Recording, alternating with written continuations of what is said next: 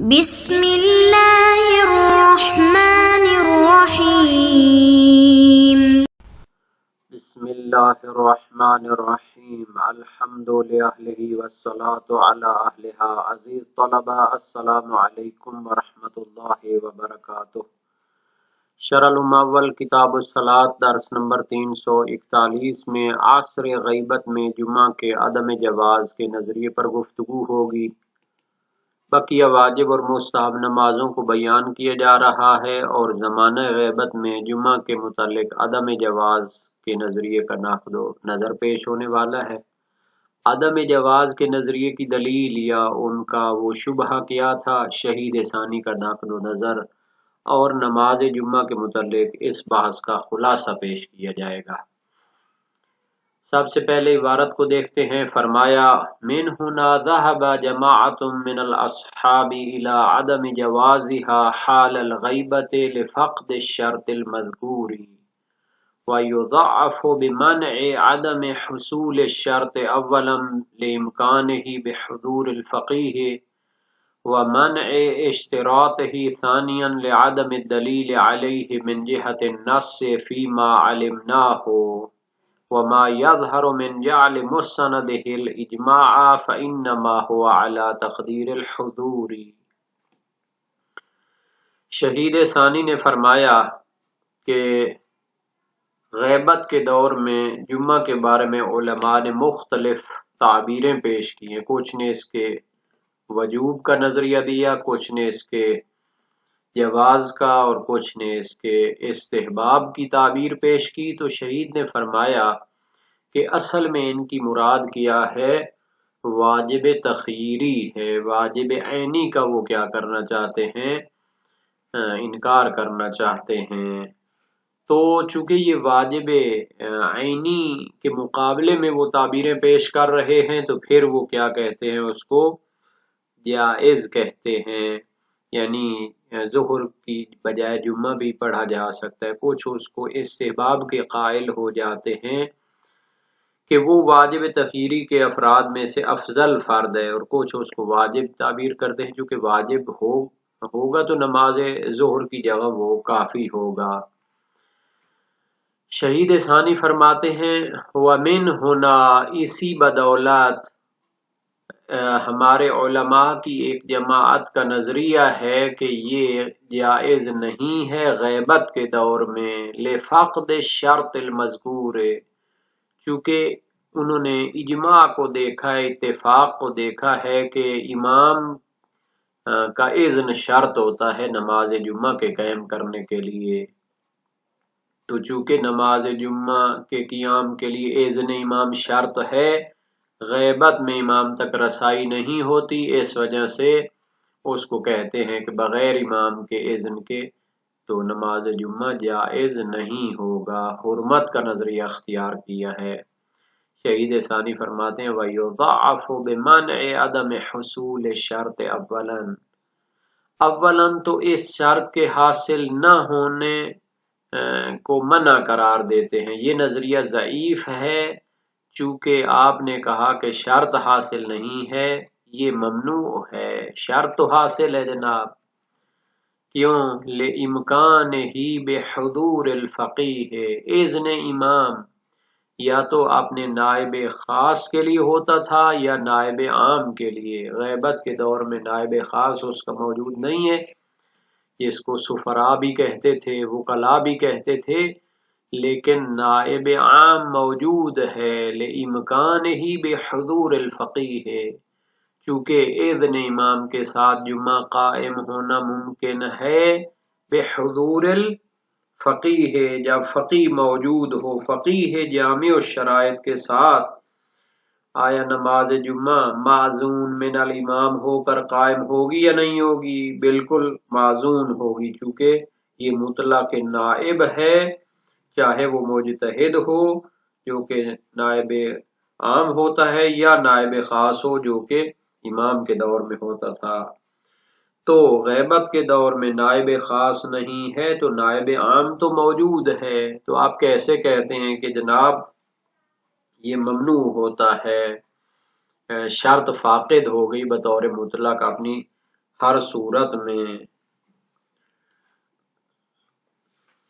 وَمَنْعِ اشْتِرَاطِهِ ثَانِيًا، شہید ثانی فرماتے ہیں دوسرا اشکال اس نظریے میں یہ ہے کہ یہ جو آپ شرط قرار دے رہے ہیں یہ شرط خود ممنوع ہے.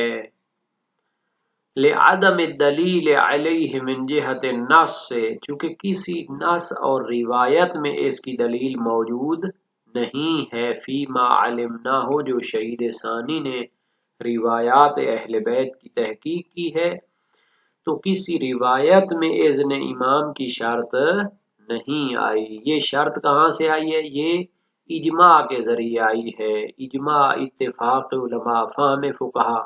تو پھر فہم کو سمجھنا پڑے گا کہ فہم کی حدود کیا ہے، چونکہ اجماع کو کہتے تھے اصولی بحث میں اجماع دلیل لبی ہوتا ہے. دلیل لبی کی قدر متیقن لی جاتی ہے. جب امام موجود ہو تو اس وقت ٹھیک ہے، رئیس مذہب ہے تو اس کے ساتھ جمعہ پڑھنا چاہیے، اور جہاں پر امام نہیں ہوگا تو پھر اس کے معزون جو نائبین اور وکلاء ہوں گے وہ کیا کریں گے؟ جمعہ قائم کریں گے. لیکن غیبت کے دور میں یہ شرط قرار دینا تو یہ کیا ہے، روایت تو ہے نہیں کہ اس کی دلالت کو دیکھا جائے، بلکہ یہ اجماع ہے، دلیل لبی ہے. تو پھر دلیل لبی عقلی اس کا قادر متیقن لیا جائے گا، وہ زمانے حضور امام ہوتا ہے. وما یظہر من جعل مستندہ الاجماع، اور جو ظاہر ہوتا ہے کہ اس کی دلیل قرار دی گئی ہے اجماع، فإنما هو على تقدیر الحضور، تو یہ اجماع اس صورت میں ہے جب امام موجود ہو. امام کی موجودگی میں ہم بھی اس شرط کو مانتے ہیں، چونکہ رئیس مذہب وہ ہے، اس نے سارے جنالی نظام کو لے کر چلنا ہے، اس کی بات کو حرف آخر سمجھا جاتا ہے. اما فی حال الغیبت فہو محل النزاع، لیکن غیبت کے دور میں یہ شرط ہو تو یہ محل نزاع ہے، اول بحث ہے. جب دلیل نہیں ہے تو پھر اجماع کو آپ کیا کریں، دلیل لبی ہونے کی وجہ سے امام کے دور سے خاص کریں. فلا یجعل دلیلا فیہ، تو غیبت کے دور میں اجماع کو دلیل اشتراط اذن امام قرار نہیں دیا جا سکتا. اجماع دلیل نہیں بن سکتا اس اذن کی اور فقیہ ہونے کی. مع اطلاق القرآن الکریم بالحث العظیم المؤکد بوجوہ کثیرہ، حالانکہ قرآن میں جو نماز جمعہ کا حکم آیا ہے وہ مطلق ہے اور اس میں بہت زیادہ تاکید پائی جاتی ہے. حث کا معنی ہوتا ہے ابھارنا، حث عظیم، اس کا معنی ہوتا ہے بڑے عظیم طریقے سے اس کو کیا ہے، اس کی جو ہے نا تاکید کی گئی ہے اور اس کی طرف انگیزہ دلایا گیا ہے، اس کی طرف ترغیب دلائی گئی ہے، امر کیا گیا ہے. المؤکد بوجوہ کثیرہ، جب ہم قرآن فہمی کی بحث کرتے ہیں تو قرآن نے ایسے انداز سے اس کا حکم دیا ہے کہ کئی وجوہ اور کئی طریقوں سے نماز جمعہ کی تاکید کی گئی ہے. نماز جمعہ کے وجوب کے لیے وہ جو پوری صورت ہے سورہ جمعہ، اس میں کیا ہے، یہ آیت موجود ہے. یا ایھا الذین آمنوا اذا نودی للصلاة من یوم الجمعة فاسعوا الى ذکر اللہ وذروا البیع ذلکم خیر لکم ان کنتم تعلمون. اے ایمان والو، جب تمہیں جمعہ کے دن نماز کے لیے بلایا جائے تو ذکر الہی کے لیے جلدی کرو اور خرید و فروخت کو چھوڑ دو، یہ تمہارے لیے بہتر ہے اگر تم جانتے. تو اس میں نماز جمعہ کو بطور مطلق واجب قرار دیا گیا ہے. اس میں وہ شرط نہیں ہے جو فقہا جو ہے نا جی اجماع کے ذریعے پیش کرنا چاہتے ہیں، اور اس کی تشویق اور ترغیب دلائی گئی ہے. کئی وجوہ سے اس کی تاکید ہے. پہلی وجہ مومنین کو خطاب کیا گیا ہے، حالانکہ عقائد میں یہ بات ہوتی ہے کہ تمام انسان شریعت اور احکام کے مکلف ہوتے، چاہے وہ مومن ہوں چاہے وہ مومن نہ ہوں، ان کو چاہیے کہ وہ شرط کو پورا کریں، ایمان لے آئیں اور ان سعادت بخشی کے اعمال پر عمل کریں۔ لیکن اس آیت میں فرمایا کہ غیر مومنین اس خطاب کے سزاوار نہیں ہیں، یہ ایسا امر عظیم ہے کہ اس کے لیے مومنین کو خطاب کیا گیا ہے۔ امر ہے کہ ذکر خدا کے لیے جلدی کرو، تو ظاہر ہے جمعہ کے دن نماز جمعہ کی طرف ہی بلایا جا رہا ہے، تو اس صیغہ امر سے وجوب فوری پر دلالت ہوتی ہے۔ سعی جو ہے وہ کیا کرتا ہے، فور اور جلدی کے لیے دلالت کرتا ہے۔ یہاں پر سعی کا معنی ویسے تو جلدی چلنا ہوتا ہے، اور فا جزائیہ بھی آئی ہوئی ہے کہ یعنی بغیر کسی فاصلے کے انسان کو کیا کرنا چاہیے، یعنی جمعے کی جب اذان ہو تو پھر وہ نماز کے لیے پہنچے اور درمیان میں کوئی فاصلہ یا کسی اور کام کو نہ کرنے لگے۔ تیسرا یہ کہ نماز جمعہ کو ذکر الہی سے تعبیر کیا گیا، یعنی یہ ذکر خدا کا فرد اکمل ہے، اور نماز جمعہ اس کا جو ہے بڑا مصداق ہے۔ جو بھی نماز جمعہ کو ترک کرتا ہے تو گویا اس نے خدا کو بھول گیا اور غافل ہو گیا۔ اور خدا نے فرمایا کہ نماز جمعہ کے منافی جو کام ہیں ان سے بچو اور ان کو چھوڑ دو، خرید و فروخت، معاملات دنیا کو چھوڑ کر تم کیا کرو، ذکر الہی کے لیے پہنچو۔ اور پھر فرمایا کہ یہ تمہارے لیے بہتر ہے اگر اس کی حقیقت کو سمجھو۔ تو یہ ساری وجوہ ہیں جو تاکید نماز جمعہ کی طرف اشارہ ہے۔ مضافا الى النصوص المتضافرة على وجوبها بغیر الشرط المذکور، نیز بہت زیادہ روایات نماز جمعہ کے وجوب پر دلالت کرتی ہیں، متضافرہ یعنی مستفیضہ کافی تعداد میں ہیں، بغیر شرط المذکور ان میں تو یہ کوئی شرط نہیں ہے کہ جناب علی امام یا جناب اس کا اذن ہونا چاہیے۔ وہ تو ظاہر ہے کہ ائمہ معصومین کے حضور کے دور میں ظاہر ہے وہ جمعہ برپا کرتے ہیں یا ان کے معزوم، چونکہ نظام ہے اور وہ رئیس نظام ہوتے ہیں، لیکن یہ تو ایک اجماعی شرط ہے، اصحاب کا فہم ہے، علماء کا ایک فہم ہے، لیکن اس کو آپ لوگ مطلق شرط قرار لیں اور غیبت کے دور میں بھی اس کو شرط قرار دیں، تو یہ پھر کیا ہوتا ہے، دلیل لبی اور دلیل عقلی اور دلیل ذوقی جس کو کہہ سکتے ہیں، دلیل فہم فقہا کو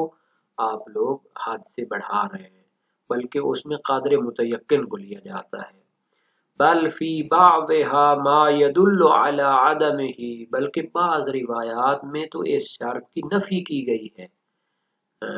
زرارہ کے ساتھ جو گفتگو ہے مولا کی، اگر روایات کو ہم کچھ پیش کریں تو اس میں ہے کہ مولا ہم تو سمجھ رہے تھے کہ آپ کے ساتھ آ کے، مولا نے کہا ادھر ہی جہاں پر رہتے ہو وہاں پہ جمعہ پڑھو۔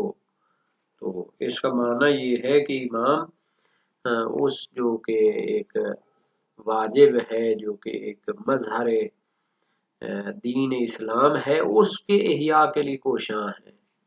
نعم یعتبر اجتماع باقی الشرائط ومنہ الصلاة علی الائمة علیہم السلام ولو اجمالا ولا ینافیہ ذکر غیرہم۔ ہاں معتبر ہے کہ جب جمعہ برپا کیا جائے تو باقی اس کی شرائط کو کیا کرنا چاہیے، اس کو جمع ہونا چاہیے، فاصلے کا خیال رکھنا چاہیے، اور خطبات قائم کرنے چاہیے، اور اس میں ائمہ معصومین پر درود و سلام بھیجنا چاہیے۔ اگرچہ کہ مثلا کیا ہے نام بنام نہ ہو سکے تو ایک اجمالی طور پر ان کو درود میں شامل کرنا چاہیے۔ تو خلاصہ یہ ہو گیا کہ